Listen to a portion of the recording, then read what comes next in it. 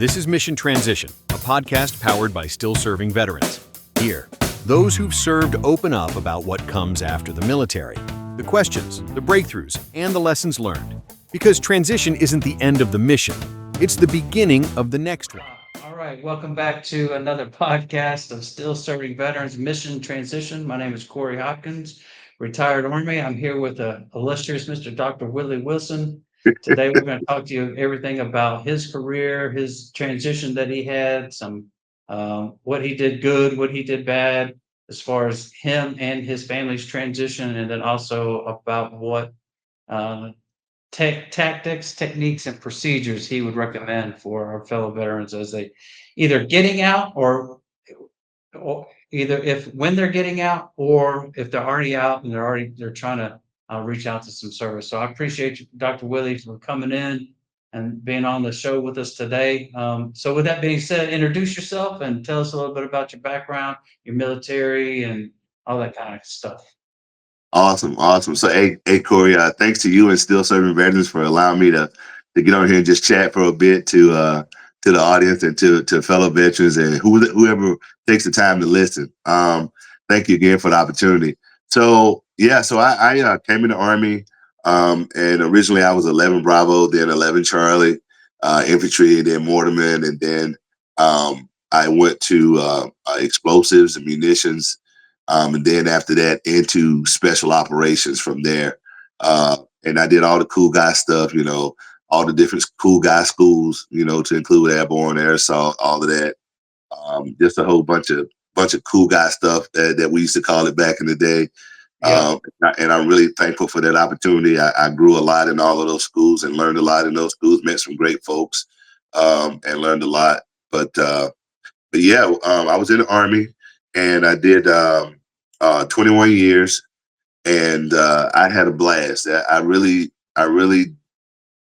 don't think that I had what I would call a horrible time outside of particular deployments that were traumatic or emotional due to circumstance. But yeah, that's really kind of how I got started in this. So why the military? Why the Army? Where were you? What was going on? You're a young man. You're like, oh, what am I going to do with my life? Actually, I had already started to play football, uh, and so I had a injury. I had an injury, and I just wanted to put myself in the best position to be successful. And so, yeah, I left Florida State, and I went and enlisted, and right away, uh, right away, I was deployed almost. Hmm. From, What year did you join? What year? yeah, that was 91. 91. Yeah. Was that Desert Storm deployment? Yeah, yeah, Yeah.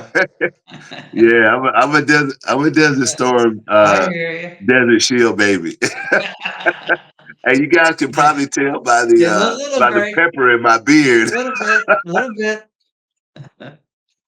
Yeah. So that's really kind of how that happened. And I just didn't want to lose any ground because a lot of folks, and I'm sure so many other folks in this position. So you go to school, you start school, and you may be an athlete or whatever in a particular sport, and you start out and you say, "Oh man, you didn't plan for injuries, you didn't plan for Mm, this bump in the road, right?" So right. so they say, "Hey, what am I going to do now?" And so me being 54 at this point, though, right now, I look back and I say, "Okay, why did I do that? I did that because." That was our generational thing. That's kind of hey, find your trade, go to school, or go in the military. Right? Yeah, Those were yeah, yeah, yeah. those were our options. That's Okay, right. so so I chose that option, and I have zero regrets about that. Zero. Yeah, for sure. That was me. I had just graduated college, didn't have had zero direction, had zero purpose, motivation, direction. I was like, well, the Army's hiring, so I enlisted too. That's exactly right. That's Right. exactly right. Right. So I know we talked a little bit about this, but tell us about what triggered you, why you wanted to transition out of the Army. Where were you at in your career and with your family life? I know we talked about it, but can you tell us a little Oh, bit more about it? yeah. So jumping out of planes and kicking doors in and training and all that stuff is cool. And then as you turn 30-ish, and as you get a Yeah, little older, and as you know, that 5 mile run and that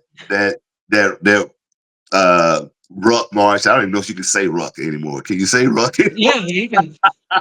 But Yeah, that ruck march and all of that stuff, and then you just we do what we do as seniors, right? As leaders, right? We go back and we say, hey, we reevaluate, right? right. So I'm like, okay, what else now? Like what else now, really? You start, and then when you have a family, you're like, okay, well, how much more time am I gonna really Mhm, take from them? Like, how many more birthdays am I gonna miss? How many more anniversaries am I gonna miss? Really. mhm. Yeah, And you say, well, hey, for me in particular, it was like, okay, have you prepared for this? And to a degree, I had to a degree. I wasn't the most prepared person. No, don't by any standards, right? right. Um, and I said, you know what? I'm gonna bet on me. I'm gonna bet on me. I talked with my wife about it, and as usual, she supported me. And so I said, okay, this is where we are, right? And so we start the process, and um, as you're going through the process, it's like it hits you at some point. Mm, And I know some veterans are going to be able to relate to this. Like when you're starting that process of getting out of the Army and going to the briefings and to get out and talking about life insurance and insurances that can take care of you and your family, and how do you set that up, and then even talking about your health and your health care, all of that stuff, and it hits you like, wow, like that's it. I'm leaving. yeah, And so now you start to think, well, now I won't be seeing so every day. I won't be seeing the guys every day. I won't be with the team every day. I won't be with my guys, my people, my group, right. uh, anymore. And that's that's a big part of that transition, just adjusting to all of that. So Yeah, I agree. I say the transition, whether whether it be just transitioning or retiring, it's all right, encompassing. It right, takes all of you to do that with your health, like you were saying, right, right. financially.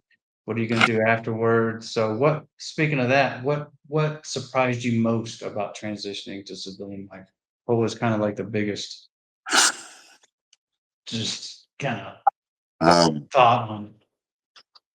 and you know what, Corey? To speak frankly, nobody cares in the civilian world. Yeah, yeah, So you're right. You I got that mean, right. they don't care. You could have Yeah, been this cool guy, did all this cool guy stuff, right? yeah, They don't care. Hey, right. look, can you be to work on time? Can you execute? Are you a team player? And did I get my slides? Did Yeah, you do yeah, so?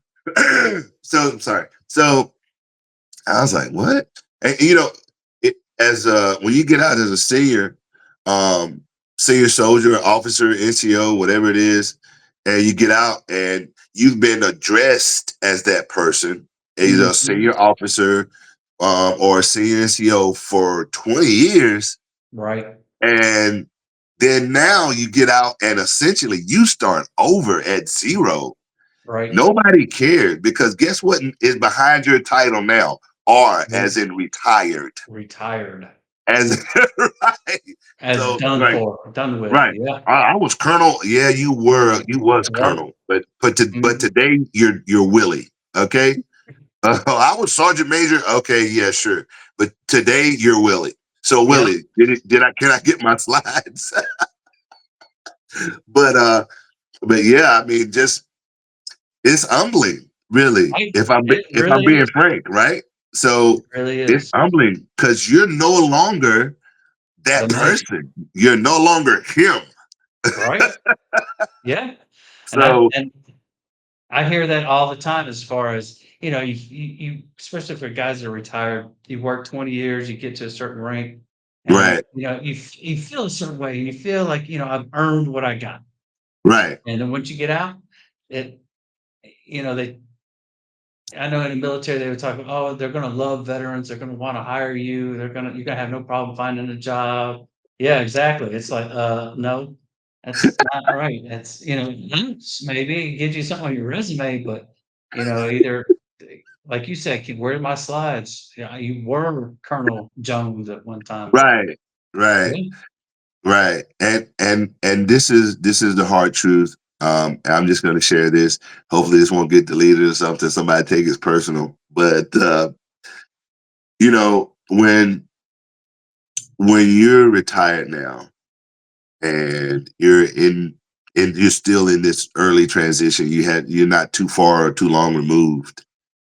And you're just like you were just speaking, talking about you think, hey, everybody loves me, everybody wants to help me, I'm a veteran, blah, blah, blah, everybody's gonna love me. No, they're not. No, right. they're not. There are some folks out there, and I've had some experience, right? Um, where they don't care. Matter of fact, they feel um like you get too much of Mm, attention. I'm mhm. just speaking, this is truth. Yeah, This yeah. is truth. I don't know if You're this is gonna make it to the podcast, but nobody no, it's real listen, talk. It's real they're talk. like, right. They're like, okay, who cares? Right, You guys volunteered to serve. right, So what? Why should you guys get 10% off anything? Why? right. Well, you guys asked for this. Oh, well, so what, you have PTSD or you have some other chronic illness from deployment or what have you. Right. or, or now you get to put a cool guy DMV plate on the back of your car or your vehicle, right? Yeah, If you're really top tier, you get a handicap handicap ticket. or something. And, That's and status right there. I've seen it where people will come up and say, why are you parking in the handicap and you look fine? I've had Right. that happen to me personally. I bet. And a lot of the handicap and a lot of the issues, and people don't understand the process of the army. It's not where you are right now. It's what you've been through, what you've been rated as, and then this is to protect you and your family going forward as you age, Mm, because you're not getting any younger. You're getting right, older. right. Okay. And this is supposed to support you in that fact. And it's just one of those things. Like I say, everybody is not gonna appreciate you being a veteran or feel like you deserve the attention or support that you get. And that's just, again, that's part of being a veteran. I just wanted to add that little tidbit there. Yep. So speaking of that transition and stuff and getting over that initial, I'm no longer a senior in the military, kind of getting Right. humbled a little bit. So what was your first job or role after you left the military, and how'd you get that? What happened with that? Kind of talk to, so now you transition, you got your 90 days of transition leave. Walk us through. So you're on transition leave, and what are you doing? Are you applying to jobs? Are you networking? Are you, you Right. know, Right. Right. So let me say this. At the time, at Fort Campbell, they had a great transition team. They did. This was a great transition team. I mean, even went down to as far as teaching young, I should say young old soldiers, how to even tie a tie, what colors of mm, suits to wear, how to format, outline a resume, mock interviews, how to handle yourself, things like that. And so after you get that draft and you get everything done, and then you go and um, try to start preparing yourself, there are some steps that they tell you to do that we don't always do. I didn't do all of those steps, Cory.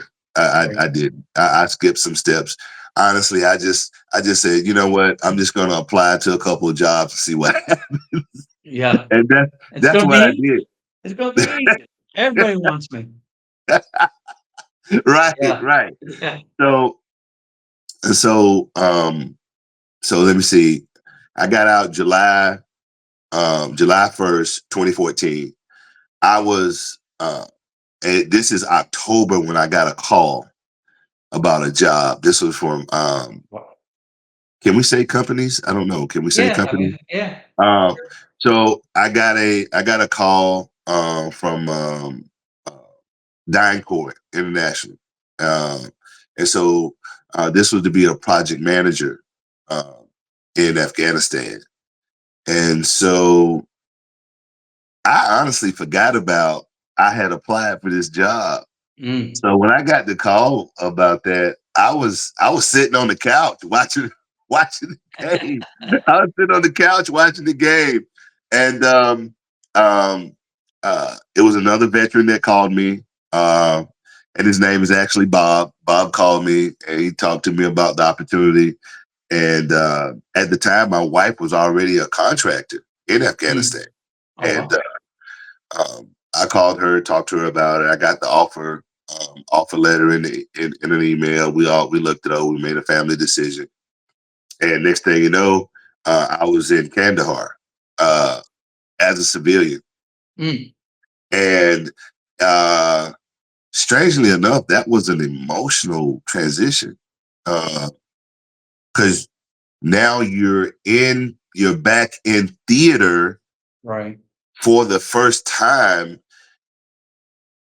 and not a soldier Mm. at all. Mhm. So I know some veterans that are contracting currently or thinking about contracting or have contracted in the past have had this experience. You're like, wow. So now I am the civilian that's walking around on the fob. Now I am the I am Yep. the civilian that's going to the same DFAC or cafeteria or whatever you use the term for a place where you eat Right. on the installation. And for me, it was like it was a happy time, but it was weird Mm. because I've never been on that side of it before, Right. and so but yeah, I mean, and really starting to get your last and final pays and checks and stuff from the army because you're in that 90-day window after finding out what your rating is, Mhm. that excited part, like, whoa, what? Yep. I'm 80%, I'm 90%, I'm 100% permanent, da da da da, all of that stuff. Yep. So all of that stuff happens, all of that happens, and then you end up on the other side, and it is weird. And then you find yourself from Clarksville, Tennessee / Fort Campbell, Kentucky, and now you find yourself you're in Dubai waiting to fly into CAF, Right. into Kandahar airfield, and you're like, whoa. How long did you I, do that? I did that for 4 years. 4 years. Yeah, I did that for 4 years, right? And it was different. It was it was so different. But I tell you what, the army prepares you for a lot of situations. Army prepares you for a lot of situations, and but I learned a lot. I had some great folks there, um, and you just really just appreciate the opportunity and the situation. And so I did that for that length of time, and I'm still in contact with a lot of folks from there. We're still friends. We still talk to each other, text or email, whatever, on social media and all that stuff. Right. So Right. fast forward, okay, I had enough of that, right? Mhm. So now once again, another transition. And I'm sure other veterans Yeah. have had this experience as well. So you're like, okay, I need to take a break for a minute, blah, blah, blah. So I said, okay, cool. So I come back and I take a little over a year off, a little over a Mm. year. So, grass is being cut, garage is being rearranged once a week. Uh, vacuuming for no reason, stuff like that. Tried to play a few video games and found out I was really only good at football for real. I mean, Call of Duty was cool, but some of that was like, you know, I really don't want to go through that experience again. I really, Yeah, yeah, yeah. So, but then, and this is gonna sound like a commercial, but this is the God honest truth, right? So what happened is, I come in here one day and I'm like, okay, cool. And I'm sitting at my desk and I'm looking. I'm like, okay, I'm thinking about getting back into the job field, job market. Like, how do I do that? And I Google search that. Still serving veterans comes up, right? Still serving veterans comes up. yeah, it did. And I forget the young lady's name. She was there at your office, at your Huntsville office. But I fill out the information. She calls me. I send over my resume, blah, blah, blah. And as they Yeah, say, the rest is history. She says, oh, guess what? We're having a job fair here in Huntsville in 2 days. Can you make it? And I was like, yeah, I'll come down. right. It's a couple hours or so. I'll come down. So I get down there, and I'm telling you, man, it's gonna sound like BS, but a lot of veterans gonna be like, this dude is making this up. I'm telling you. So I get down there, and I come down there, suited and booted, man. I mean, bow tie and everything. You should have Oh, saw yeah. me, man. But yeah, so I get down there, and I hand my resume off to the logistics folks, right? And they say, okay, cool, we like that. Cool, nice. Yeah. And so I went in for a direct hire interview. Mm, That was a couple, I want to say that was that later that afternoon. mm. That was same day. Wow. And so my mind is blown. I'm sitting there like, what? I thought I'd be back on the road by now. Like, what's Yeah, going on? yeah. So I'm sitting there. They're like, hey, do you want to do transportation or do you want to do logistics? And I was like, hey, give me logistics. And they were listening to me. They were listening to me. And sometimes you don't realize a lot of the things that you've done and the experiences that you have until somebody else brings it up. Because most of the time as soldiers, we just kind of keep our head down. We just keep pushing and pushing and doing and pushing and pushing and doing. And you really don't always take time to just take a minute, take it in, and realize how far you've come and what you've learned in your experiences. So anyway, as a direct result of still serving veterans, I ended up getting a job at Redstone. Oh, wow. Right. So as a logistics guy. And I got there and I learned a lot there. Many white papers later. Yeah. And then actually I was the Department of the Army direct connect or plug for Stinger missiles Mm, at Redstone. And that was that was exciting. That was interesting also, I should say, on a right. daily basis. With all that entails and stuff, but I had a blast. I made some great friends, had some great bosses, um, and supervisors and stuff, and it was an awesome experience. And so then we're at the top. Fast forward, now we're at the top of COVID, and my parents get sick. I'm an only child, and so with those complications and stuff, I had to really consider, hey, um, I got to take care of my parents. So um, I had to make a decision to kind of transition out of that Right. and take care of my parents. And I was in a great situation. Let me, this doesn't happen to everybody, but I was in a great situation. I really didn't have it horribly bad. I did. I mean, Mm, other than the distance and being down there through the week and then coming back on weekends, from there or on my PTO days or whatever, right. um, what have you. And this is something that I'm sure a whole bunch of veterans have done. That's up that live in this area. And the kids are already settled in school here, just didn't want to you just rip them out and do all of that. So I decided to be the one to eat that. And I have no regrets on that. I have no Sure. regrets. But yeah, I mean, I had to go and take care of them. And so fast forward, so my dad passed in December of 21. He passed. He passed the day after my daughter's birthday. Wow. Sorry to hear that. Yeah, and so my mom was left, and then I was doing the hospice care and doing all this stuff that I could do with them and all of that. And I'm sorry, I'm just trying to give you some perspective on what Yeah. happened. But so so 5 months later in May, my mom passes. Mm, And mm, again, I'm the only child. I had to do that, and that was tough. That was tough. And gee, honestly, yeah. this is the very first time that I've even spoken about it in this format, in this setting. Um, Hmm. so I've come a long way, and it's been 3 years now.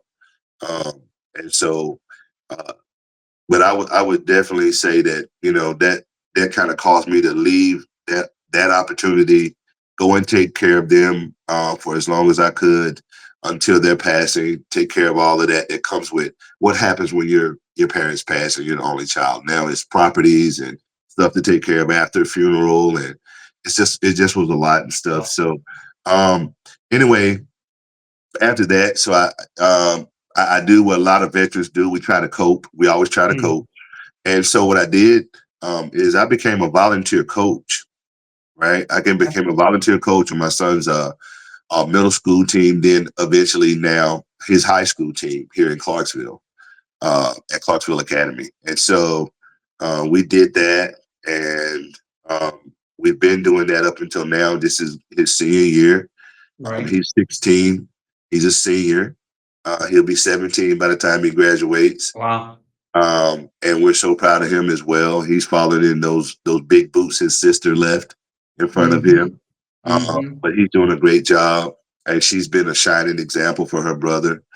And so, um, yeah, that's kind of where I am now. And so now, I'm looking to get back into the job field and job market, and we've had that discussion, and you've been my guide on that, my recent guide on that, and thank you for what you've been able to do in a way of supporting that. And I Sure. told you from our initial meeting, our initial conversation, that I came back to still serving veterans because you guys are legit, man. There's a lot of folks out here saying that they do stuff and they'll help the veterans and they'll do all this other stuff. I've had actual real time job placement experience with still serving veterans. Right. That's great. So that is why I agreed to do this and take this opportunity to say thank you to you guys, for what happened previously and then really what's to come. I expect that to come, and your response to me is what I expected. Just like I told you, I reached out to you, and then same day you reach right back out, and I get an email, and then you set up the calendar, and we meet again, and you say this is what we're looking at, this is how we can help you, blah blah blah, and then bam, here we are. So the way now that my LinkedIn looks is directly due to you, Cory. The way my resume looks, it got changed, way we refreshed it, all of that stuff to Yeah. kind of represent who I am and my experience and what I bring to the table. I appreciate that. And this has been again an awesome experience and stuff. And I just wanted to share that with folks, you know, just so they know, because sometimes, man, you'll see these other organizations. I don't mention any by name, but you'll see, and I don't have anything against any of these other organizations. I just know what works. I'm a no frills, no thrills kind of guy. If something's worked before, 9 out of 10 times it'll probably work again. Right. So here I am, and yeah, so we can just go from there. Yeah, I really appreciate that positive feedback and, the ability. That's one thing still serving veterans prides ourselves on is being actively engaged, being an actual real value to the Right, veteran, not just a right, talking piece of that, yeah, we're going to help and then ignore you or whatever it is. right, We right, actually provide some value added free services. right. Yeah. Hey, so Absolutely. you're quite accomplished in the scholastic realm. Kind of walk us through the timeline of what you were you in the military, you got your bachelor's, then you went and got your master's, and when you got your doctorates, is that talk to us about that? Yeah. So yeah, so I took some AP courses in school. This is when they first started offering those AP courses that you could take and you get a little college credit here and there and stuff. And so that transitioned into college, and I finished uh, my bachelor's. Actually, I finished my bachelor's and my master's and my PhD all while in the army. Hmm. So what did that look like? Okay, so I was in the 82nd at one point, of course, like most of us were. But so that looked like weekend courses. I mean, Friday, Saturday courses. I'm in class on Friday night. I'm getting out at 7:30, 8 o'clock at night. And this is for multiple semesters. This is how I'm going to school on the weekends. I'm doing it here and there. And then eventually I finished the bachelor's, and then I decided to go to do the master's. And I knew that I couldn't take any time off to do the masters, or the masters wasn't going to happen. Right. And so, and then this comes training in between, going TDY, doing all that other stuff, everything that soldiers are asked to do, from the lowest level to the senior level. Right. And then as my career progressed, just realizing that, hey, um, you have that added value when you have that degree, or you have that level of certification or education. Um, you Mhm. just you just had that added value to who you are. And so, and then in between, short TDY trips and many deployments, uh, I actually still finished the doctorate the exact same way. Wow. Exact same way. And I'm not gonna sit here and say it was easy, or it was something you know that came easy. No, no, it was actually horrible in some cases. Or should I Yeah. say, well, let me say it like old veterans may recognize, it sucked for a while, right? Because guess what you still have to do? You still Good have to be job. a dad, you still have to be a coach, you still have to, be a husband, all that stuff, Mhm. right? And then, oh, by the way, life tends to always throw you a curveball when you're trying to work on something else.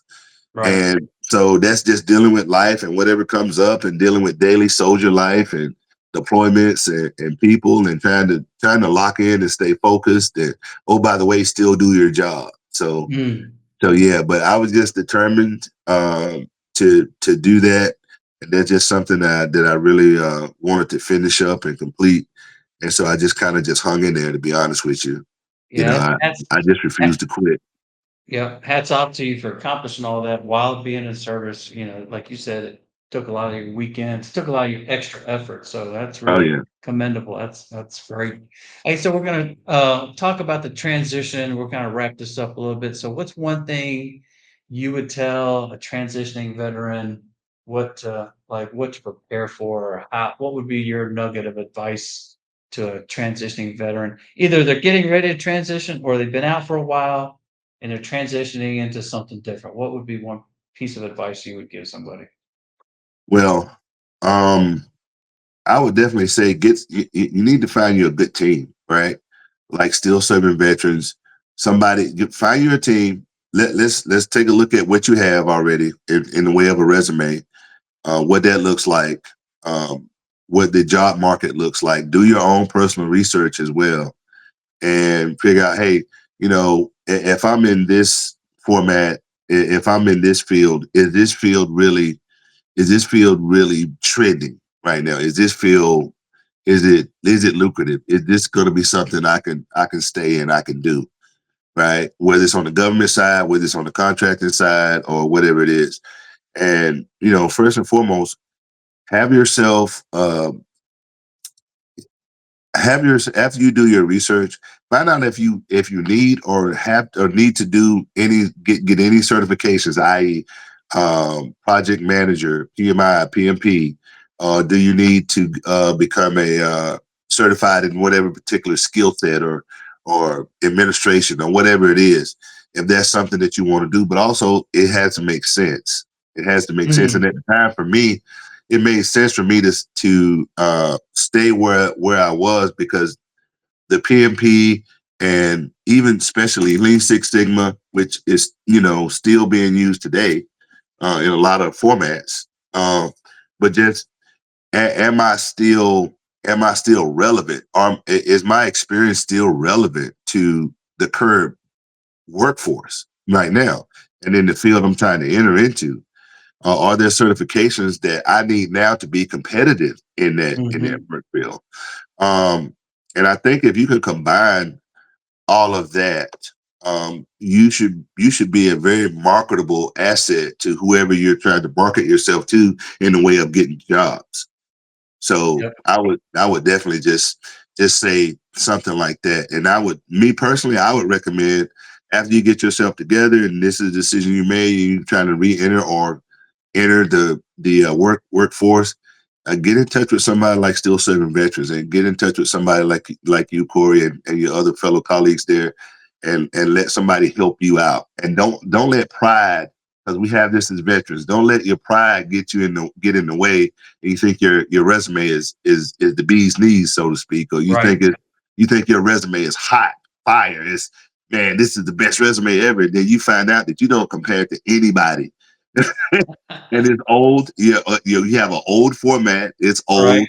You're not Right. relevant. That experience from 15 years ago is no longer relevant. Nobody cares, right? So Yep. just touch on those few things, and I just feel like whatever your status is or your direction is, whether you are just newly separated or transitioned or retired, or if you've already been retired and you're a veteran or whatever, and you're thinking about jumping back into the workforce, which is my case, Yep. then just touch those points. Just touch those points and just polish yourself up, and get somebody on your team like you guys, and then just go from there. Cool. All right, sir. I think that you well said. We appreciate the positive feedback you gave us. Is there any Absolutely. last parting Dr. Willie Wilson's knowledge or motivation or something that you would tell our viewers that either about still serving veterans, how it's helped you, or just in general, what could drop us some knowledge on us? Um, Look, if it's something that you want, or something that you want to do, as my dad used to say, help yourself, right? And helping yourself is going to involve just a lot of those points that I was just talking about. Surround yourself with a good team. Get somebody on your side. If you're the smartest person in the room, leave the room. Okay. Hmm. Um, get some people that are currently working in job finding and trying to and know what they're doing in transitioning, and can help put you in a position that you would like to be in, that you can actually get a job that you actually want to really do. Right. And don't give up. Just don't give up. And this was part of my motivation about starting an ice business in the Gambia. Batu Ice, BA the number 2 KAYICE Ice Gambia, and that was one of the reasons of me doing that, and just doing other things that I felt a calling to. And if there's something that you really want to do, lock in and you can actually do it. Now, nobody says it's going to be easy. Everything is work that's worth having. So Hmm. that's really what it is. All right. Cool. Well, I appreciate you allotting some time to us to share your thoughts. It's been real helpful. Great Absolutely. interview. Did Absolutely. really appreciate that. So I'll be in touch. You know, I will see how things are going, and we'll go Okay. from there. All right, Hey, Dr. thanks, Wilson. Corey. All right. Yes, sir. Appreciate it. Yes, All sir. right. Transition, a podcast from Still Serving Veterans. Have a question, a comment, or want to share your transition story on the show? We'd love to hear from you. Send us an email, social@ssv.org.